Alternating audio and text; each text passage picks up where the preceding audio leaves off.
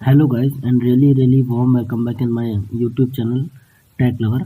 तो अभी जैसा हमारी जो क्रिप्टोग्राफी की सीरीज़ चल रही थी उसमें हम रैंडम नंबर जनरेटर्स के ऊपर हमने बात की थी और हमने रैंडम नंबर सीक्वेंसेस और नॉन रैंडम सीक्वेंसेस के बारे में देखा था।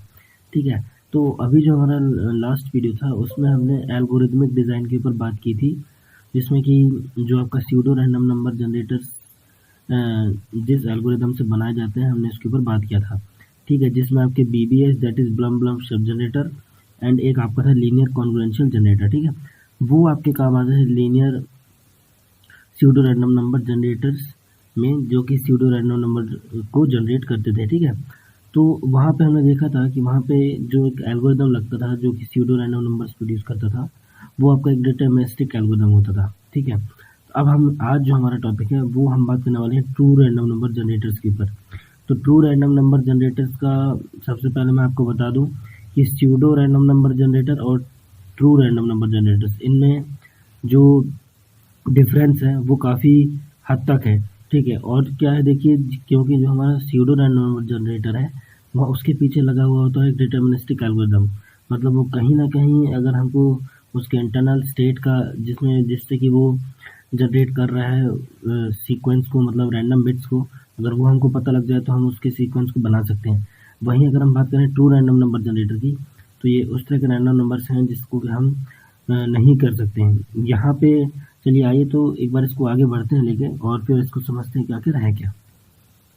ठीक है, तो सबसे पहले हम देखते हैं कि एक ट्रू रैंडम नंबर जनरेटर, जो इसको शॉर्ट में बोला जाता है TRNG, ये एक नॉन डिटर्मिनिस्टिक एल्गोरिदम यूज़ करता है।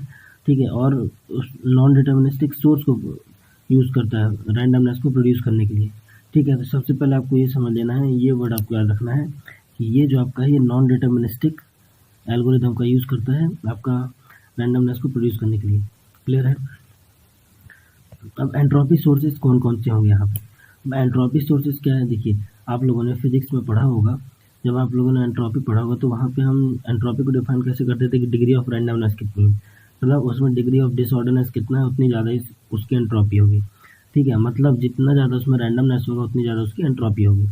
मतलब आप इसको ऐसे भी और समझ सकते हैं कि जो आपकी एंट्रोपी होती है वो डायरेक्टली प्रोपोर्शनल होती है रैंडमनेस की या डिसऑर्डरनेस की, जो कि आपके कंसिडर्ड सिस्टम में होती है। अब एंट्रोपी को अगर हम कंप्यूटेशनल में बात करें कंप्यूटर्स में, तो वो उसको मिलती कहाँ से? जैसे हो गया आपका साउंड और वीडियो इनपुट हो गया, तो साउंड का इनपुट हम माइक्रोफोन से देते हैं। ठीक है, वीडियो का इनपुट हम कैमरा से या वेब कैमरा से देते हैं। डिस्क ड्राइव्स हो गई, जिसमें पे आपका जो डिस्क का फ्लक्चुएशन है, उनका रोटेशनल फ्लक्चुएशन, वो सब आपका यूज़ होता है एंट्रोपी को जनरेट करने में। जैसे फ़ैन की नॉइज़ हो गई, जो आपका कूलिंग फ़ैन लगा होता है CPU में, या फिर आपका लैपटॉप में जो भी कूलिंग फ़ैन होता है उसकी नॉइज़ जो होती है उसको हम एज एंट्रोपी सोर्स यूज़ करते हैं यहाँ पर। ठीक है, इसके बाद आता है कीबोर्ड स्ट्रोक टाइमिंग। मतलब जो यूज़र है वो कीबोर्ड का उसको कीबोर्ड का जो कीबोर्ड प्रेस करने का, मतलब कीबोर्ड में कीज़ को प्रेस करने का टाइमिंग क्या है।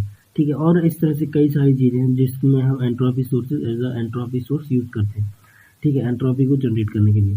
ठीक है, अब हम यहाँ पे एक चीज़ देखें कि ऑनलाइन रिसोर्सेज आपको कई ऐसे मिल जाएंगे जहाँ पे आप रैंडम नंबर जनरेशन के लिए आप यूज़ कर सकते हैं। जैसे कि होता है आपका लावा RND, तो इसकी जो वेबसाइट है आपका http:// और आपका www.lavarnd.org।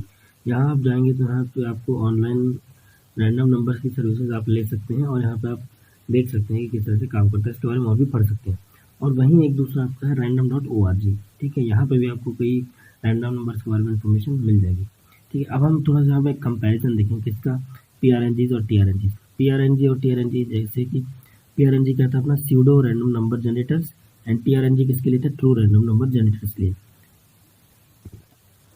तो एफिशिएंसी की अगर हम बात करें तो जो आपको स्यूडो रैंडम नंबर जनरेटर्स होते हैं काफ़ी ज़्यादा एफिशिएंट होते हैं। मतलब क्योंकि देखिए हमको इतने फास्ट चीज़ चाहिए होती है स्यूडो रैंडम नंबर जनरेटर्स, क्योंकि बहुत सारे एप्लीकेशंस में इसलिए एप्लीकेबल है क्योंकि उनको प्रोड्यूस करने की जो हमारी एफिशिएंसी है वो काफ़ी ज़्यादा अच्छी है। ठीक है, वहीं एज़ कम्पेयर टू आपका ट्रू रैंडम नंबर जनरेटर की हम बात करें तो यहाँ पे जो आपका ये इनएफिशिएंट माना जाता है, क्योंकि इनको प्रोड्यूस करना स्केलेबिलिटी की जब बात आती है तो हमको लार्ज स्केल्स में जो TRNG true random number generators produce करने होते हैं तो वहाँ पे इनएफिशिएंट हो जाता है। इसलिए थोड़ा सा क्या है, इसका यूज़ जो है वो लिमिटेड है। डिटर्मिनिज्म क्या है, ये आपका आप जानते हैं, जैसा कि मैं आपको बता चुका हूँ। पीआरएमजी में आपके डिटर्मिनिस्टिक एल्गोरिदम यूज होते हैं जिसमें कि आपकी स्यूडो रैंडम नंबर बिट्स बनती हैं, क्लियर। और टीआरएनजी में क्या होता है, नॉन डिटर्मिनिस्टिक एल्गोरिदम का यूज होता है, क्लियर।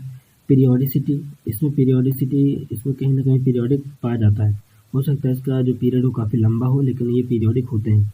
और ये जो आपके टीआरएनजीज होते हैं ये आपके अपीरियोडिक होते हैं, ठीक है, मतलब उनका कोई भी पीरियड डिफाइन नहीं होता। अब इसके बाद जो हमारा इसमें कुछ टॉपिक बचते हैं वो ये हैं, कंडीशनिंग और डी स्क्यूइंग एल्गोरिदम, ये क्या कहलाता है। तो आइए ज़रा इसको भी देख लेते हैं। तो कंडीशनिंग और डी स्क्यूइंग एल्गोरिदम होता है, देखिए जिस hardware sources of random bits होते हैं, जैसे कि हम यहाँ पे बात कर रहे हैं ट्रू रैंडम नंबर जनरेटर के बारे में, ठीक है। तो यहाँ पे क्या होता है, हमारे पास दो तरह के सोर्सेज होते हैं, तो सॉफ्टवेयर और आपका हार्डवेयर। तो hardware sources of random bits जो होता है, इसमें रिकमेंडेड अप्रोच होती है कि हम इसमें उसको हम बायस मान लें और वहाँ पे जो उसका एंट्रोपी रेट है उसको लेस देन 1 मान लें, और उसमें दो किसी तरह की एक ऐसी टेक्निक्स लगाएं जिसमें कि फर्दर हम उसको और ज़्यादा रैंडमाइज कर सकें। क्योंकि आप देखिए एक चीज़ आप समझिएगा ज़रा, कोई ज़रूरी नहीं है कि जो आपका हार्डवेयर रैंडम बिट्स को जनरेट कर रहा है, भले ही वो टीआरएनजी हो, तो ऐसा नहीं है कि वो बायस नहीं हो सकती या फिर उसका कोई पीरियड नहीं हो सकता। तो जो भी हमको उससे डाटा मिलता है हार्डवेयर सोर्स से, तो हम उसको एज्यूम करते हैं कि इसका कुछ ना कुछ पीरियड होगा, मतलब बायस्ड होगा। मतलब बायस्ड होने का मतलब उसमें 0 ज़्यादा है या 1 ज़्यादा है या इक्वल है, हाँ। तो इस तरह से कुछ हमको बायस्ड इन्फॉर्मेशन मिलती है। तो हम क्या करते हैं, ये जो हमको डेटा मिलता है मतलब हार्डवेयर सोर्सेज से, जो हम एनालॉग टू डिजिटल कन्वर्टर का यूज़ करते हैं, वहाँ पे हमको कुछ जो डाटा मिलता है उसमें हम कुछ एडिशनली आर्टिफिशियल टेक्निक्स लगा के उसको फर्दर रैंडमाइज करते हैं, ठीक है, ये है। तो कंडीशनिंग, इसी चीज़ को कंडीशनिंग बोला जाता है। कंडीशनिंग यही जो कहलाती है, मतलब आप उसको और ज़्यादा कैसे रैंडमाइज कर रहे हो, तो इसी चीज़ को बोलते हैं conditioning is done by cryptographic algorithm to scramble the random bits so as to eliminate the bias and आपका इंक्रीज एंट्रोपी। तो इसी चीज़ को कंडीशनिंग बोला जाता है। वो एल्गोरिदम जो वो क्रिप्टोग्राफिक एल्गोरिदम जो आपका हार्डवेयर से आपको बिट्स मिली हैं, रैंडम बिट्स मिली हैं, उसको और ज़्यादा स्क्रैम्बल कर दे, ठीक है, और जो उसमें बायसिंग है उसको हटा दे, और एज अ कॉन्सिक्वेंस आपकी जो एंट्रोपी है वो बढ़ जाएगी।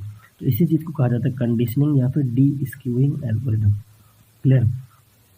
तो ये चीज़ करने के लिए आपके पास दो रास्ते हैं, या तो आप हैश फंक्शन का यूज़ कर लीजिए या तो आप ब्लॉक साइफर का यूज़ कर लीजिए। हैश फंक्शन दोस्तों अभी आपके लिए काफ़ी नया होगा, क्योंकि मैंने अभी आपको यहाँ पे पहली बार हैश फंक्शन के बारे में बताया है। हालांकि देखिए मैं हैश फंक्शन के बारे में आपको थोड़ा सा बता दूँ, ये हैश फंक्शन वो होते हैं, ये कोई भी एक वेरिएबल लेंथ का प्लेन टेक्स्ट लेते हैं और एक फिक्स्ड लेंथ का टेक्स्ट आपको प्रोड्यूस करते हैं, ठीक है, फिक्स्ड लेंथ आउटपुट प्रोड्यूस करते हैं।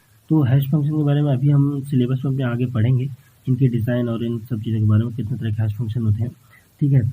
और जैसा कि ब्लॉक साइफर जो दूसरा है हमारे पास, ब्लॉक साइफर के बारे में तो आप लोग जानते हैं कि इसमें जितने का प्लेन टेक्स्ट आएगा उतने का ही आपका आउटपुट बनेगा, ठीक है। तो ये दो अप्रोचेज हैं जो कि आपको कंडीशनिंग के लिए यूज़ की जाती हैं, जो हमारा हार्डवेयर रैंडम नंबर जनरेटर्स होते हैं उनमें फर्दर रैंडमाइज करने के लिए और एंट्रोपी को इंक्रीज़ करने के लिए। तो हमारा तो दोस्तों आज का जो हमारा वीडियो था वो हमारा टीआरएनजीज़ के ऊपर था, और मैंने आपको उसमें जो इन्फॉर्मेशन दी उम्मीद है आपको समझ में आई होगी। तो जल्दी मिलते हैं हम आपसे नए वीडियो में, तब तक के लिए बाय।